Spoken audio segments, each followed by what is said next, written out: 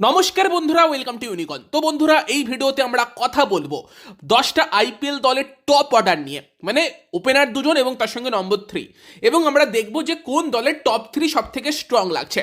আজকে এর আগে একটা ভিডিও দিয়েছিলাম যেখানে 10টা আইপিএল দলের স্পিন অ্যাটাককে রেট করেছিলাম। সেখানে অনেকেই কমেন্ট করছিল যে ফাস্ট বোলারদের নিয়ে বানাও। তো হ্যাঁ, ফাস্ট বোলারদের নিয়েও বানাবো, ফিনিশারদের নিয়েও বানাবো। সেগুলো অবভিয়াসলি তোমরা আস্তে আস্তে চ্যানেলে পেতে থাকবে। এই ভিডিওতে টপ অর্ডার মানে টপ 3 নিয়ে আলোচনা করব। আর লাস্টবারে আমরা রেখেছিলাম 10 থেকে 1, মানে 10 নয়, এইভাবে 1 নম্বরে এসেছিলাম। এইবারে টপ থেকে শুরু করি, 1 থেকে শুরু করি। আর আমার মনে হয় না যে 1 নম্বর জায়গাটা নিয়ে কারোর ডাউট থাকা উচিত। যেটা স্পিন অ্যাটাকে যাদের নাম 10 নম্বরে রেখেছিলাম, এখানে 1 নম্বরে তাদের নামই রাখতে হবে। সানরাইজার্স হায়দ্রাবাদ, যাদের টপ 3 হয়তো সব থেকে ডেঞ্জারাস, যেখানে অবভিয়াসলি থাকবে Travis Head, Abhishek Sharma, Ishan Kishan. Abhishek Sharma definitely 2025-এর বেস্ট টি20 ব্যাটার, যেরকম ব্যাটিং করেছে অনবদ্য, ব্রিলিয়ান্ট। ট্রাভিস হেডকে নিয়ে নতুন করে কিছু বলার নেই। আর বর্তমান সময়ে এসে ঈশান কিষান আবার যেভাবে ফিরছে, তার দলকে নেতৃত্ব দিয়ে সৈয়দ মুস্তাক আলী ট্রফি জিতিয়েছে, সেখানেও ব্যাটাতে দারুণ পারফরমেন্স, ফাইনালে একটা 100 রান, সব মিলিয়ে ঈশান কিষানেরও কিন্তু সময় খুব ভালো যাচ্ছে। তো আই থিঙ্ক হায়দ্রাবাদের টপ 3 সব থেকে বেস্ট, এই নিয়ে আমার মনে হয় না কারোর ডাউট থাকা উচিত। দেন 2 নম্বরে আই থিঙ্ক যেই দলটাকে আমি তো রাখবো সেটা হচ্ছে গুজরাট টাইটান্স।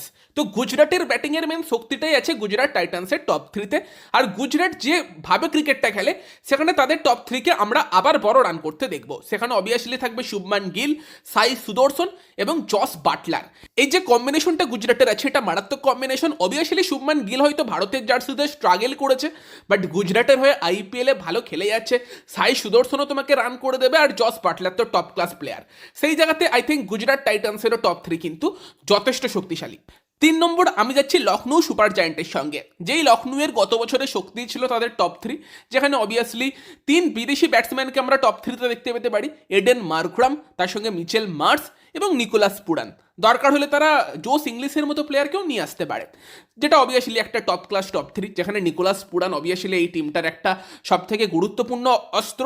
বাইরের লিগে কি খেলছে নিকোলাস পুরান সেটা ম্যাটার করবে না, যখন সে আইপিএলে আসবে ভালোই করবে। মিচ মার্স হয়তো একটু ফর্ম নিয়ে স্ট্রাগল করছে বিগ ব্যাশ লিগে বর্তমান সময়। তো জানি না মার্ক্রাম মার্স জুডিটা এই বছর কতটা ভালো চলবে, বাট গত বছরের পারফরমেন্স যা ছিল সেই ওয়াইজ কিন্তু তোমাকে পয়েন্ট দিতেই হবে এই দলটাকে। তো 3 নম্বরে আমি কিন্তু লখনৌ সুপার জায়ান্টের টপ 3-কে রাখছি। 4 নম্বরে আমি রাখবো অবভিয়াসলি মুম্বাই ইন্ডিয়ান্সকে। আই থিঙ্ক মুম্বাইয়ের কিন্তু টপ 3 হতে চলেছে রোহিত শর্মা, কুইন্টন ডিকক এবং তিলক ভার্মা। তিলক ভার্মা এখন ভারতের জাতীয় দলেও 3 নম্বর জায়গাটা নিতে চলেছে, 3 নম্বরের জন্য আদর্শ অপশান। তার সঙ্গে সঙ্গে কুইন্টন ডিকক গত বছর হয়তো ভালো যায়নি, বাট বর্তমান সময়ে সে ফিরছে, ইন্টারন্যাশনালে ফিরেছে, ভালো করছে। তবে আর রোহিত শর্মা আছে। তো সেই জায়গাতে মুম্বাই ইন্ডিয়ান্সের টপ 3ও কিন্তু বেশ শক্তিশালী। তো আমি আমার লিস্টে 4 নম্বরে কিন্তু মুম্বাই ইন্ডিয়ান্স থাকছে। 5 নম্বরে যে দলটা থাকছে সেটা কিন্তু অবভিয়াসলি রয়্যাল চ্যালেঞ্জার্স ব্যাঙ্গালুরু। যদিও আমি একটু কনফিউজড যে সিএসকে নাকি আরসিবি 5-6 এরকম ভাবছিলাম, তবে আমি একটা কারণেই সিএসকের উপরে আরসিবিকে রাখলাম, সেটা বলছি। তো সেখানে আরসিবিকে 5 নম্বরে রাখছি। সেখানে ফিল সল্টের সঙ্গে আছে Virat Kohli, one of the best opening combination. 3 নম্বর জায়গাটা নিয়ে একটা প্রশ্ন থাকছে, সেখানে তারা দেবদত্ত পাডিকেলকে ইউজ করতে পারে অথবা ভেঙ্কটেশ আয়ারকে ইউজ করতে পারে। আমার মনে হয় ভেঙ্কটেশ আয়ারকে 3 নম্বরে ইউজ করলেই তার সেরা খেলাটা পাওয়া যাবে, আর ভেঙ্কটেশ ক্লিক করে গেলে এই টপ 3টা ক্লিক করে যাবে, এবং সেক্ষেত্রে এটা মানে এমন একটা টপ 3 হয়ে যেতে পারে যাদেরকে আমরা হয়তো র্যাঙ্কিংয়েও টপ 3-র মধ্যে রাখতে পারি। বাট যেহেতু ভেঙ্কটেশের ফর্মটা আপ অ্যান্ড ডাউন চলছে, সেই কারণে 3 নম্বর জায়গাটার জন্য আরসিবিকে আমি একটু নিচের দিকে রেখেছি। নয়তো যদি শুধুমাত্র ওপেনারদের কম্প্যারিজন হতো, সেখানে হয়তো আরসিবি তোমার টপ 3-র মধ্যে থাকতো, সল্ট এবং কোহলির যা কম্বিনেশন। বাট 3 নম্বরে সেই জায়গাতে ভেঙ্কটেশ না চললেও তাদের কাছে দেবদত্ত পাডিকেলের অপশানটাও আছে।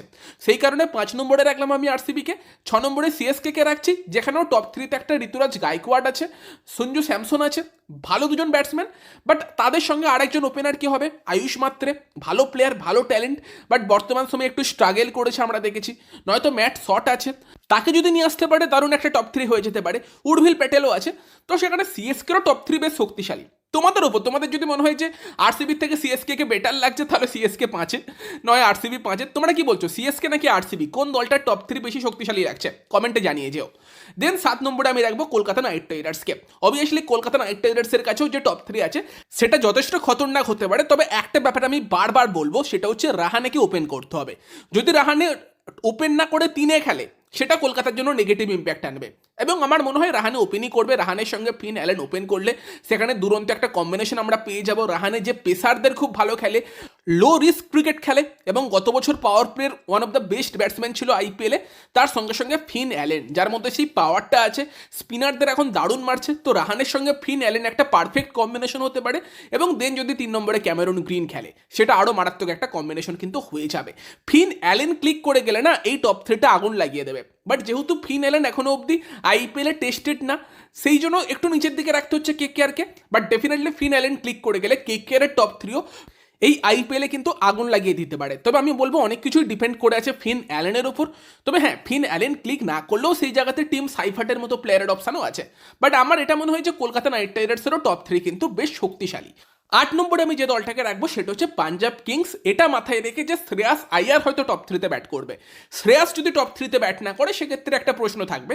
তবে পাঞ্জাবের কাছে প্রভসিমরন সিং এবং প্রিয়াংশ আরিয়ার ওপেনিং কম্বিনেশন আছে। দুজন ভারতীয় ইয়ং ব্যাটসম্যান, দুজনের মধ্যেই রীতিমতো ভালো ট্যালেন্ট আছে। হ্যাঁ, এটা বলতে পারি যে প্রিয়াংশ আরিয়ার থেকে একটু কনসিস্টেন্সি আমরা কম দেখছি বর্তমান সময়ে, লাস্ট 1 বছর আইপিএলের পর থেকে। বাট প্রভসিমরন কিন্তু দারুণ ফর্মে আছে। আর তার সঙ্গে সঙ্গে যদি শ্রেয়াস আইয়ার থাকে, all Indian combination, but definitely সেটাও একটা ভালো কম্বিনেশন কিন্তু পাঞ্জাব কিংসের জন্য আছে। পাঞ্জাব কিংসকে রাখছি 8 নম্বরে। 9 নম্বরে আমি রাখছি দিল্লি ক্যাপিটালসকে, যেখানে দিল্লি ক্যাপিটালসের টপ থ্রি হতে পারে দুরকম চান্স আছে। একটা হচ্ছে অভিষেক পোড়েল ওপেন করতে পারে, কেএল রাহুল 3 নম্বরে খেলতে পারে, অথবা কেএল ওপেন করে নীতিশ রানা 3 নম্বরে খেলতে পারে। আমরা ধরে নিচ্ছি কেএল এর সঙ্গে হয়তো বেন ডাকেট ওপেন করবে, নীতিশ রানা 3-এ খেলবে। সেই কম্বিনেশনটা খারাপ কম্বিনেশন না, বাট কেএল একটু টাইম নিয়ে খেলতে পছন্দ করে, সেই জায়গাতে উল্টো দিকে বেন ডাকেট, যেও ভালো ট্যালেন্ট, রীতিমতো ভালো প্লেয়ার, বাট আইপিএলে অতটা তাকেও আমরা দেখিনি। তার জন্য একটা নতুন চ্যালেঞ্জ হতে চলেছে আইপিএলে।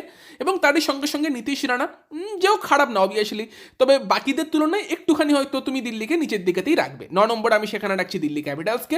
10 নম্বরে রাজস্থান রয়্যালস। রাজস্থান রয়্যালসের টপ থ্রি কীরকম হতে পারে, সেখানে কিন্তু আমরা বৈভব সূর্যবংশীর সঙ্গে যশস্বী জয়সওয়ালকে ওপেন করতে দেখতে পেতে পারি। সেটা একটা দারুণ ওপেনিং কম্বিনেশন, বাট এই ওপেনিং কম্বিনেশনটা টোটালি অ্যাগ্রেসিভ।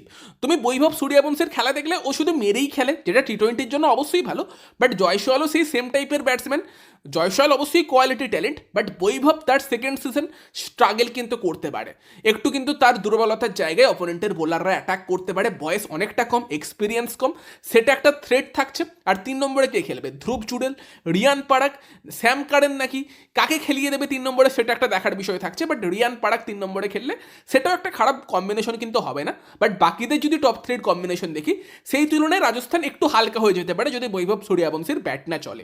সেই জন্যই আমি রাজস্থানকে 10 নম্বরে রাখলাম। আমার পার্সোনাল চয়েস, তোমাদের চয়েস ডিফারেন্ট হতেও পারে। সেখানে তোমরা তোমাদের মতামত জানিও যে তোমাদের কাছে মানে টপ 1 থেকে 10 র্যাঙ্কিং কাদের থাকবে, তোমাদের কি মনে হয় কোন দলের টপ 3 বেস্ট আছে, কমেন্টে জানিও। ভিডিওটা ভালো লাগলে ভিডিওটাকে লাইক করে দিও, শেয়ার করে দিও। আমাদের চ্যানেলে প্রথমবার এলে চ্যানেলটিকে সাবস্ক্রাইব করে তার পাশের বেল আইকনটাকে অন করে দিও। তো চলো গাইস, এই ভিডিওতে এই পর্যন্তই। Bye bye.